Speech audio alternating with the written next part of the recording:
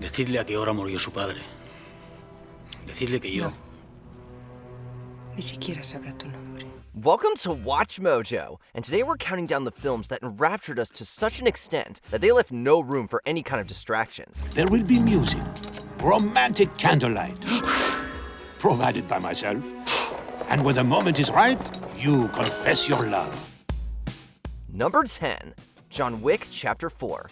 There's only John Wick, the killer. And he's going to kill you. No matter what anyone says, action is an art form. It takes a special breed to be able to convey combat, gunplay, and explosions in such a way that modern audiences are left dazzled rather than bored. And few do it better than Keanu Reeves. Truth be told, you can pick any of the John Wick movies, and you'll have yourself a damn fun time. But the fourth entry is especially relentless. I'm going to need a gun. I thought you'd never ask. You'll barely have a moment to breathe before Mr. Wick is thrown into another seemingly impossible fight, from which he'll naturally escape through sheer force of will and next-level kills. What would be generic in the hands of lesser filmmakers becomes a varied and exhilarating rondo of ruin and rampages in the hands of Keanu and the rest of the team. No idea how they plan on topping this for the sequel. Consequences.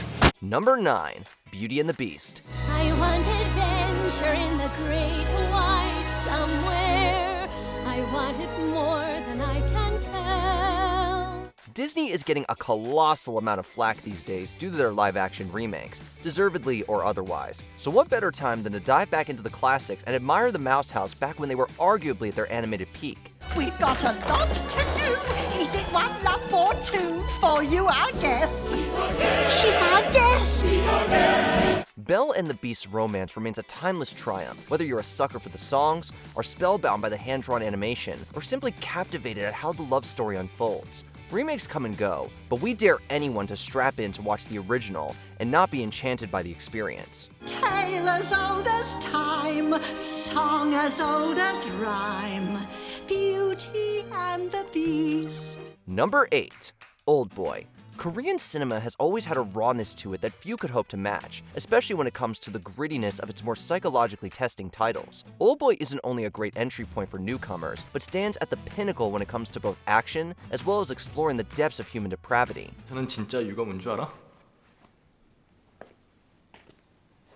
그건 말이야. 그냥 잊어버린 거야. 왜? 싱거운가요? 하지만 사실이야. 당신은 그냥. After being imprisoned by an unknown assailant for seemingly no reason at all, only to be inexplicably released 15 years later, Dae-soo embarks on a one-man war for both revenge and answers.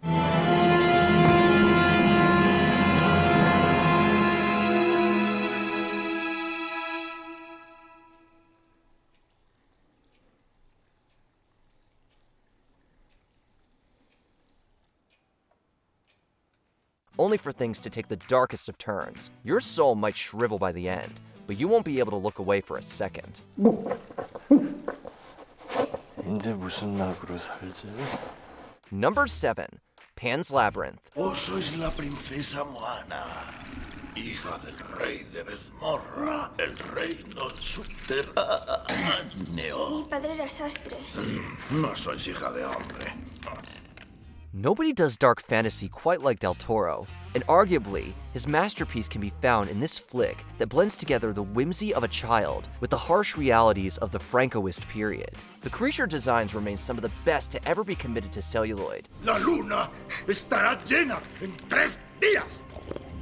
Vuestro espíritu se quedará para siempre entre los hombres. The horrors of Ophelia's mystical world, along with the ruthless killings of guerrilla rebels at the hands of the terrifying Captain Vidal, are a grim match in heaven, evoking an atmosphere that's as sinister as it is surreal. Venid a mi lado y sentaos junto a vuestro padre, que tan largo tiempo os ha esperado. And yet, it remains wholly beautiful, keeping you guessing as to whether the magic of the faun is merely imagination, truly real, or something in between. Number 6, Pulp Fiction. Say what again? Say what again? I dare you. I double dare you. Tarantino does what Tarantino does best, and that is a non-linear tale of crime, capers, and carnage. All helmed together by some of the richest dialogue to be printed on a script. Pulp Fiction is arguably the jewel in his crown, showcasing every Tarantino-ism you could possibly fit into a movie. The truth is, you're the weak, and I am the tyranny of evil men. Duplicitous anti-heroes, iconic quotes, plenty of people getting shot, perfect use of licensed music, and the craziest of subplots, all expertly tied up together in a blood-soaked bow. We doubt there's one moviegoer who wasn't locked in after hearing Jules Ezekiel's speech. And I will strike down upon thee with great vengeance and furious anger those who attempt to poison and destroy my brothers.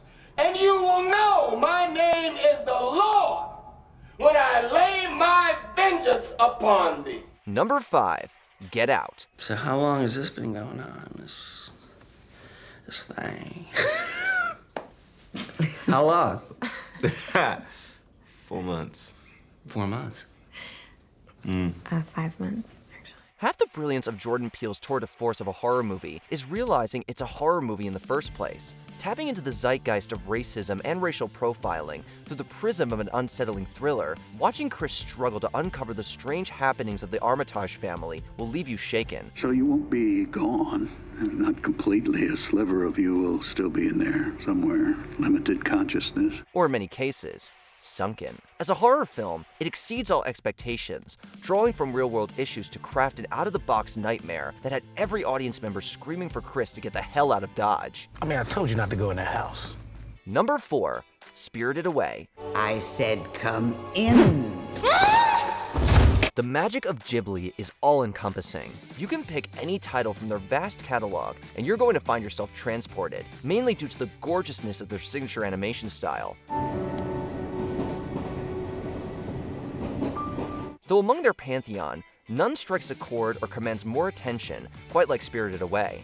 The tale of a young girl unknowingly drawn into the world of spirits and having to find a way to save her parents is simple, yet elegant, while the landscape and accompanying visuals are beyond splendid. Even if you consider yourself the most ardent of anime haters, we guarantee you'll adore this.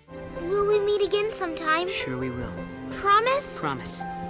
Now go, and don't look back. Number 3, Mad Max Fury Road. Oh, what a lovely day to spend watching one of the greatest films to ever be set in a post-apocalyptic wasteland. Oh, what a day! What a lovely day! George Miller's cinematic return was nothing less than a triumph, putting all others in the genre on blast due to the extravagant action as the less than mentally stable Max ends up entangled with a group of runaway women seeking freedom from a vile warlord, led by the now iconic Imperator, Furiosa.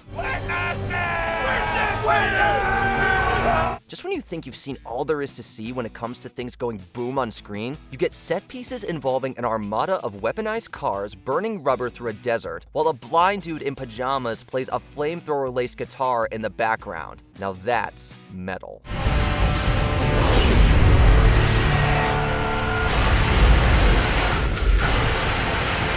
Number 2, The Dark Knight. You either die a hero, or you live long enough to see yourself become the villain. Batman films come and go, but there's only one cinematic outing starring the Caped Crusader that is considered a masterpiece across the board. More akin to a police procedural instead of your standard comic book flick, Batman's clash with Gotham's underworld reaches a fever pitch with the introduction of the Joker. I don't want to kill you.